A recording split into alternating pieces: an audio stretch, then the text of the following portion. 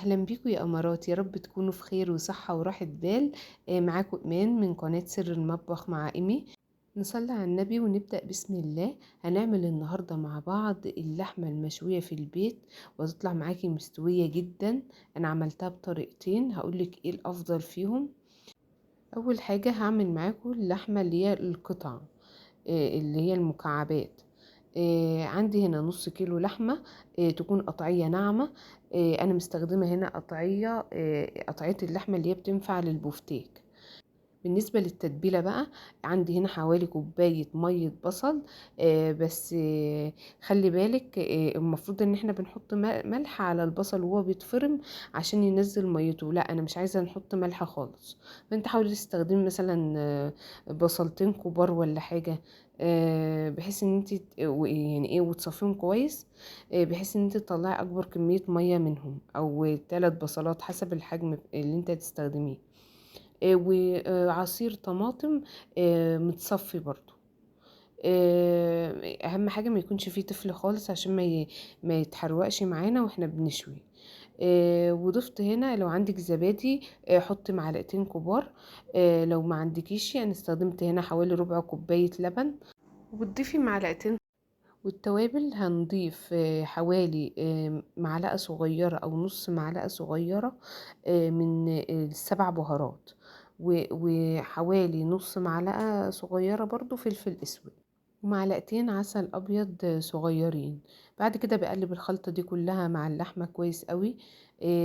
خلي بالك أنا ما ضفتش ملح، الملح بنضيفه قبل الشوي على طول. وبحفظ بقى اللحمة بالخلطة دي في التلاجة ليلة كاملة. ده أفضل حاجة عشان يطلع لك أفضل نتيجة. وبس. بعد ما اطلعها بقى بعد الليلة الكاملة دي، بحط عليها ملح. مثلا كنت ضايفة حوالي يعني ايه معلقة كبيرة ممسوحة. برضو انت الملح حسب رغبتك، بس انا ضفت حوالي معلقة كبيرة ممسوحة. بس وبحطها في عصيان شيش طاووق بالشكل ده. وبشويها على الجريل. انا كنت صراحة شويتها قبل كده في الفرن، بس كانت النتيجة مش عاجباني خالص.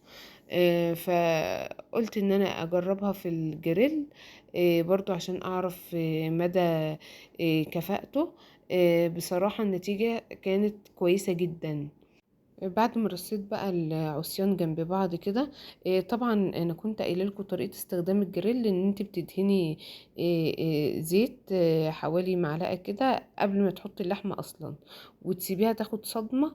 يعني ايه، اول ما تحسي ان هي احمرت كده او اصفرت، بتقلبيها الناحيه التانية بحيث ان هي تاخد صدمه، تخليها العصاره فيها كويسه من جوه، يعني ايه، العصاره بتاعتها ما تنزلش يعني.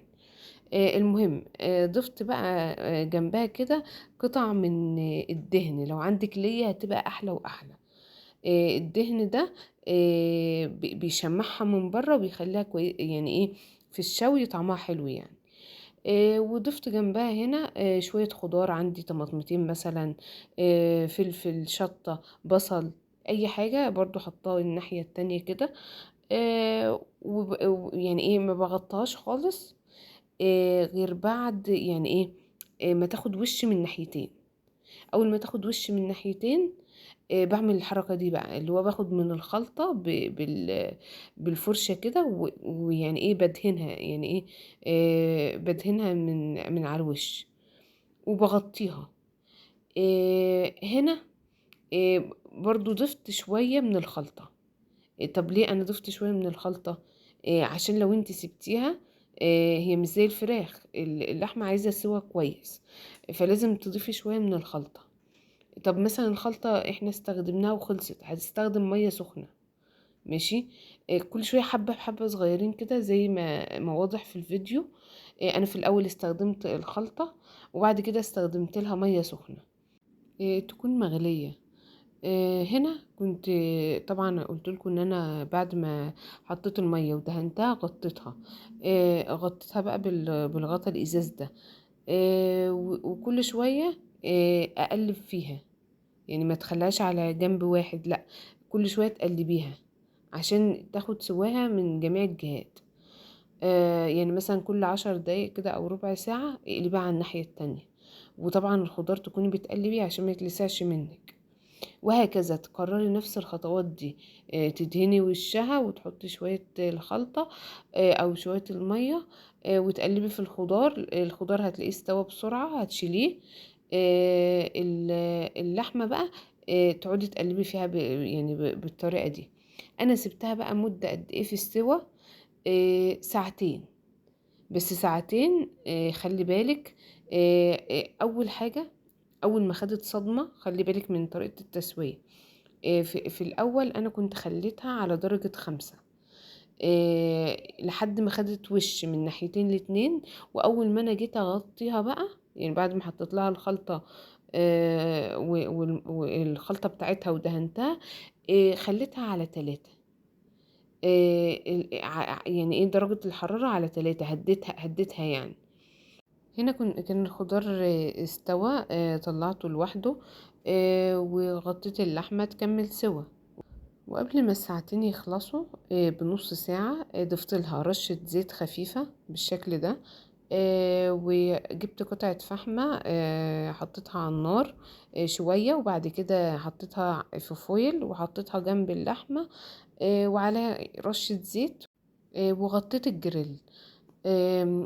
خلي بالك، موضوع قطعة الفحم ده وللأمانة غير صحي. بس انا كنت عايزه طعم الشوي اللي بره، يعني لازم أنا يعني انوه عن الموضوع ده عشان بس ما اضرش حد. مش عايزه تعملي اصلا قطعه الفحم، برضو اللحمه هتطلع جميله جدا. انا مش بعملها على طول، أنا بعملها وقت ووقت، يعني ايه مش كتير يعني. هنا بقى كنت بعمل سلطة مشويات، طعمها يطلع معاكي خرافي. هي شبيهة بسلطة الدقوس كده، بس ايه، مختلفة شوية. الخضار اللي احنا شويناه ومعاه شوية خضرة، بقدونس او كزبرة، هتضربيها في الكبة او في الخلاط. بتضيف لها بس شوية مية صغيرين لحد ما تكون ناعمة قوي. وبضيف لها ملح وكمون وكزبرة ناشفة، وبابريكا. حوالي رشة من كل حاجة من دول، وشوية خل وعصرة ليمون. وتقلبيها كويس قوي، هتطلع معاكي ألذ سلطة مشويات. بالنسبة للحمة هنا كانت طبعا، انا بوريكم الخطوات.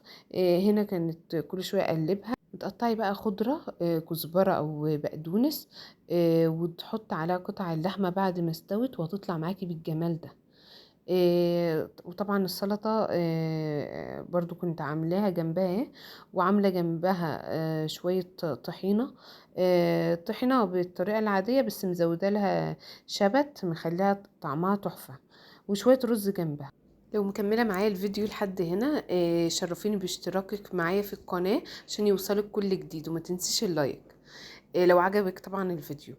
عندي هنا دي تاني طريقة اللي هو قطع اللحمة تبقى زي البفتيك، متقطعة تقطيعة البفتيك، شرايح. طبعا عملتها بنفس الخلطة وسبتها ليلة وهكذا. بس هنا الشرايح يعني ايه مش رقيقة قوي قوي، هي يعني سمكها بالشكل اللي انت شايفاه ده. المهم بسيبها في الخلطة برضو الليلة كاملة. وما تطلع بضيف لها الملح، نفس النظام. برضو بحط لها شوية في التسوية بقى، شوية دهن معاها أو ليا، والجريل مدهون زيت. وبس. وبتنزلي بقى بالشرايح دي. بتعملي نفس الطريقة، بتعملي نفس طريقة التسوية بتاع اللحمة اللي هي المكعبات. بس الفرق في مدة التسوية. مدة التسوية للحمة الشرايح دي هتبقى ساعة ونص بالظبط، وهتطلع معاكي مستوية جدا جدا جدا. هنا بس كنت ضفت معاها فصين توم كده، كنت حابة الطعم يكون متغير حاجة بسيطة عشان يعني أحس بنكهة مختلفة. وبس. طبعا طلعت معايا. كنت ضفت بس معاها فصين توم كده عشان يعني احس بطعم مختلف يعني. طلعت شكلها جميل ولونها ذهبي، ورائعة بصراحة. نسيت اقولك ان كل ما كانت اللحمة ملبسة كل ما كانت طعمها احلى واحلى. ما شاء الله طلع سواها مظبوط جدا. انا بصراحة فضلت طريقة الشرايح، لان اسهل في الوقت، يعني ساعة ونص مش ساعتين. وكمان اللحمة يعني فعلا بتبقى دايبة. جربيها واكتبي لي رأيك في التعليقات، وقولي لي حابة تشوفي وصفة ايه المرة الجاية.